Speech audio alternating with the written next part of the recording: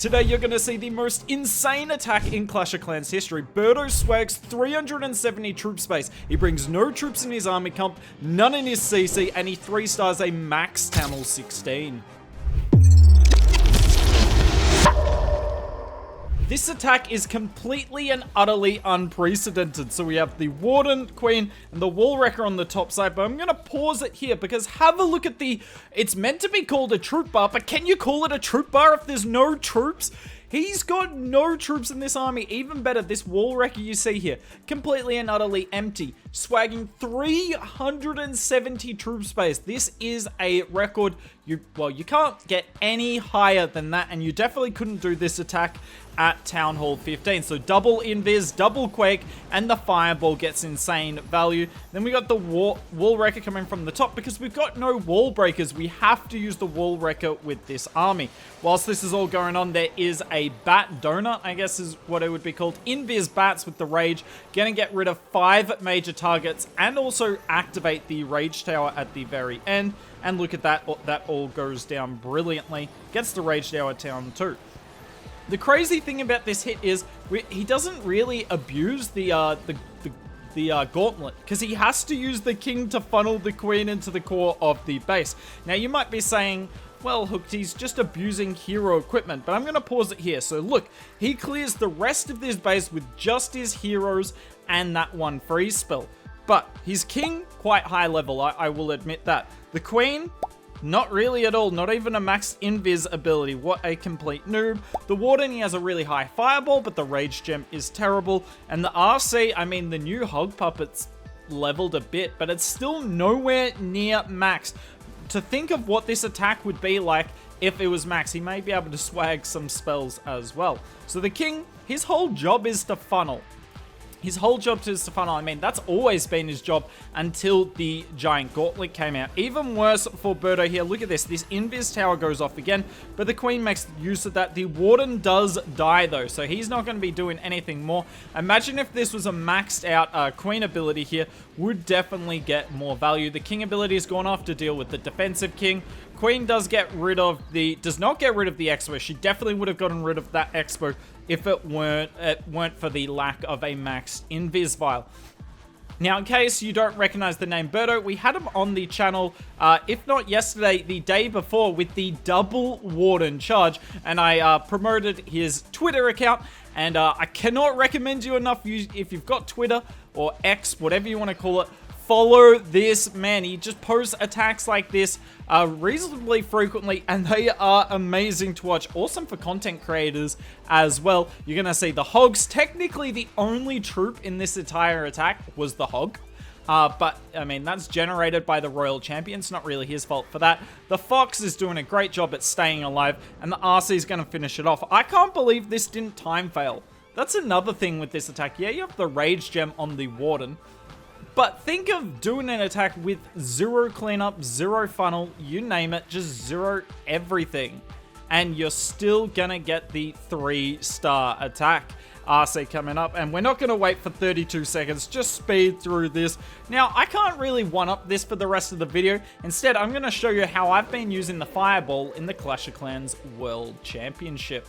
I won't be swagging 370 troop space in this attack, but hopefully I can show you the best way to take down these toxic style of double invis bases that's becoming more and more common with the help of the fireball. So we zap the left side, fireball the right side. My fireball is not max, but it's still going to get really good value. Also, Birdo wasn't doing that in a World Championship. This is part of the World Championship ladder. By the way, look at how much time is left. I swagged my Royal Champion in this attack, and we're still going to finish off the base here in a minute and 15 seconds. Kind of insane to think about. So for those who don't know, so the World Championship ladder's on currently. It's where every team in the world can compete, and for the next week we're going to play as many matches as possible whenever we want to play them, and we're trying to essentially get a top 128 teams in the world, and then that top 128 will play further down the line in some double elimination tournaments till eventually one team is left and they get a golden ticket, which means they can go to the World Championship at the end of the year. So I've been playing with Lex and a few players from his community clan. Those who don't know, Lex knows what Rock, have you been living under Lex, obviously one of the biggest content creators in all of Clash of Clans, and been having a great time doing it. And if you want to see some live attacks from the World Championship, you won't have to wait long. Tomorrow's video will be 3 live attacks I did in Worlds, including an attack where I brought the completely wrong hero equipment. I brought this hero equipment you see here to a Root Rider spam attack. No Eternal Tome. Will I get the triple? In the last attack, I swagged my Royal Champion. In this attack, I technically swag my Queen. I say technically, you'll see why in a minute. Firstly, thanks to Birdo for the first attack of the video. If you want to see more stuff with Birdo, or if you want us to do like an exclusive video, maybe I can set him a few challenges and we can do some live FCs and see if he can pull it off. Do let me know, and let me know what sort of challenges you think would be entertaining to watch. Yet again, this attack here is in the World Championship, but I'm bringing a few more healers. I only brought 2 healers in the last attack, just in case the Warden needed it for the Warden Walk, in case, you know, there was a Tesla on the outside. This time we're bringing 5 though, which is the army comp you saw in the video I posted on the channel yesterday. This is my favorite part about the Fireball. He's targeting the Ricochet Cannon, but the Fireball goes to the Rage Tower because that's smaller, but it doesn't matter. Then we're going to zap the other Rage Tower. This is the thing. Bases are clumping up 2 Rage Towers because they know people can't zap both of them. But with the Fireball, you kind of can. Yet again, using the Siege Barracks to funnel, but the Eagle does not target a P.E.K.K.A. and have a look at my poor Queen here. Sadness. Queen goes down immediately. All she did was deal with the enemy Royal Champion, which my Warden could have done with anyway. So at this point, I wasn't going to say I was kind of panicking, because we were in the ascendancy in this war anyway. But I was concerned that I didn't have my Queen. I just needed to make sure I definitely got the 2-star. But we're definitely going to do more than that. These Valks out of the CC, I kind of love Valks out of the CC. They're quick for cleanup, but they also clear out a huge chunk of base.